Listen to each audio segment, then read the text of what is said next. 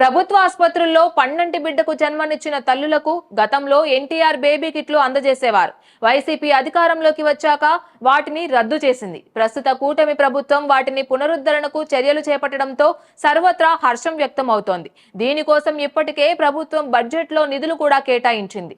వచ్చే నెల నుంచి ప్రభుత్వ ఆసుపత్రుల్లో ఈ పథకాన్ని అమలు చేయడానికి కార్యాచరణ సిద్ధం చేస్తున్నారు. ఎన్టీఆర్ బేబీ కిట్ల పునరుద్ధరణతో నవజాత శిశువులకు ప్రయోజనం చేకూరనుంది. అప్పటి టీడీపీ ప్రభుత్వం 2016 జూలైలో ఎన్టీఆర్ బేబీ కిట్ల పథకాన్ని తీసుకొచ్చింది. 2019లో అధికారంలోకి వచ్చిన వైసీపీ ఈ పథకాన్ని డాక్టర్ వైఎస్ఆర్ బేబీ కిట్లుగా పేరు మార్చి ఓ ఏడాది పాటు అందజేసి నిలిపివేసింది. దీంతో ప్రభుత్వ ఆసుపత్రిలో ప్రసవాలు చేసుకున్న మహిళలు ఈ పథకానికి దూరమయ్యారు. ప్రభుత్వ వైద్యశాలల్లో ప్రసవాల సంఖ్యను పెంచడమే లక్ష్యంగా ఈ పథకాన్ని పునరుద్ధరిస్తున్నారు.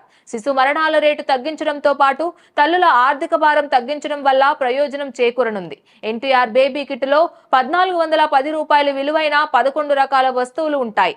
చిన్నారికి దోమతెరతో కూడిన bed, water proof card sheet, అలాగే బేబీ డ్రెస్, బేబీ సబ్బు, పౌడర్, నాప్కిన్, టువాలు, అలాగే బేబీ షాంపూ, బేబీ ఆయిల్, బొమ్మ, తల్లి చేతులు శుభ్రం చేసుకోవడానికి ద్రావణం ఉంటాయి.